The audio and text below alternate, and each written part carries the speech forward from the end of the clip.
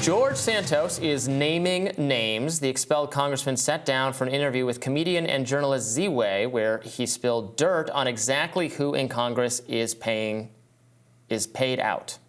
I wasn't there to play nice. I was there to expose the rotten corruption, and I did. And I'm going to continue to do it. Republicans and Democrats alike. Swampy, slimy people selling this country down a river. I would say that you are a messy that lives for drama. True or false? You can call me a messy bitch. I've been called worse, but I'll take it. Okay. Can you make a pin and mail it to me? I'll send you. I will wear your messy bitch pin any day. I will send you a gift as long as you declare it on your taxes. Definitely. I like paying taxes. Who else in Congress is committing fraud? They're all frauds. Name them. If you were to put me, name them. If you were to put them all under the same scrutiny I was put under, you'd vacate the whole goddamn building. Can I name them and you just wink if I? Go ahead. Marjorie Taylor Greene. No. Kevin McCarthy. Yes. Lindsey Graham. Yes. Matt Gaetz. No. Bob Menendez. Goldbar Menendez. Dan Goldman.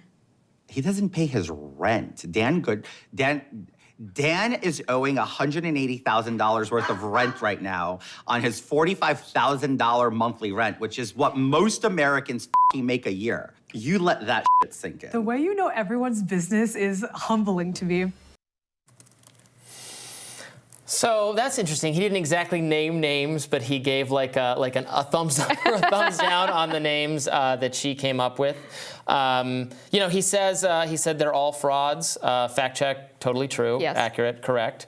We've talked about George Santos a lot, and frankly, we haven't even talked about it as much as like the broader media complex, because they're obsessed with this story because it's kind of salacious and it's kind of funny, and the frauds he was engaged in and admitted to were made for good headlines, that kind of thing. But it is true, and he's right.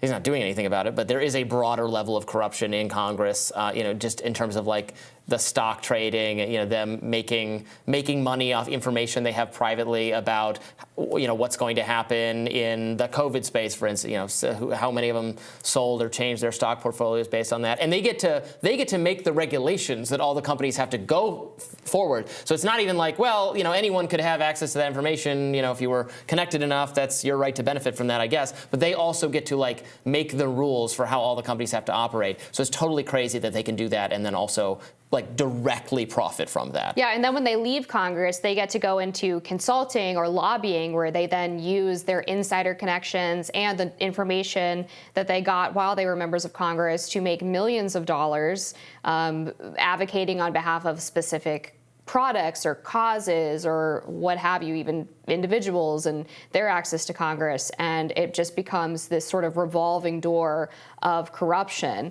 So I kind of feel like George Santos should, of course, be held accountable for whatever he's done that's illegal. He's accused of having all kinds of campaign finance violations, where he was essentially using donor money, allegedly, to pay for cosmetic treatments, to go on vacation, to pay for his housing, and all kinds of other absurd allegations that have come out in the House Ethics Report, which led to his expulsion from Congress.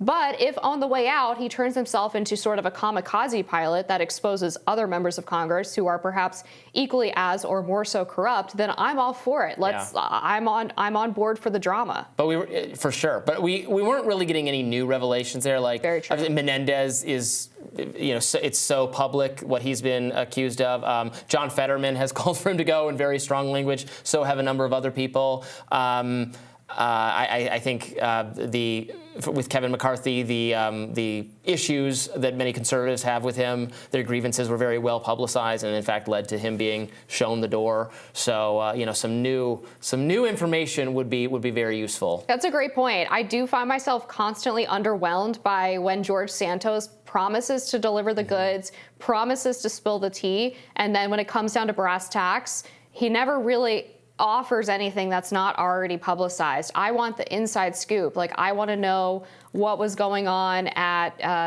Madison Cawthorn's alleged coke-fueled orgies. Did you see that Madison Cawthorn responded, I think on Twitter or Instagram, to the story which we covered in another block? Very humorous. Watch at your own risk.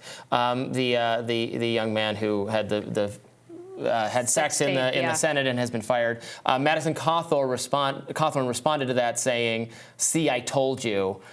Of course, that's not really what Madison Cawthorn said. He said there was cocaine orgies that he'd been invited to? He was invited to stuff with other members of Congress, I think. Did he say specifically it was Republican, too? I think that's what made Kevin McCarthy really mad at him. Right, because he was sort of selling out his own party. Without any evidence. But I always felt like, just having lived in D.C. for as long as I have and seen maybe like a tenth of the behavior that members of Congress sometimes get involved in, I was not at all disbelieving of what Madison Cawthorn said, but maybe I'm just a cynic at heart. I also, again, don't care. All I care is them spending my money and raising my taxes and doing bad foreign policy. I only care about their bad policies. If they were all, all having sex with each other in a cocaine orgy of bipartisan fun, that would be bad only if the result of that is then we send much more money to Ukraine. That's all I care about.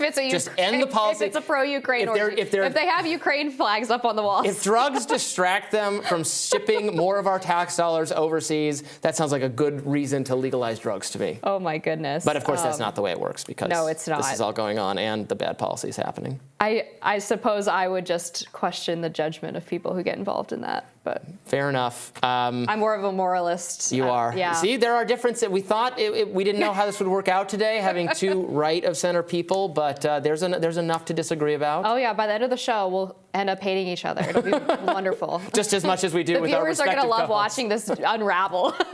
It was a funny day, the topics lined up for today. So hopefully we did them as best we could. Thank you for tuning in. Tomorrow on Rising, Brianna will be back with us. We're so grateful for Amber coming in and filling in. Be sure to like, share, and subscribe so you never miss any of our content. And for those of you who like to listen while on the go, now available anywhere podcasts are available. Have a good one.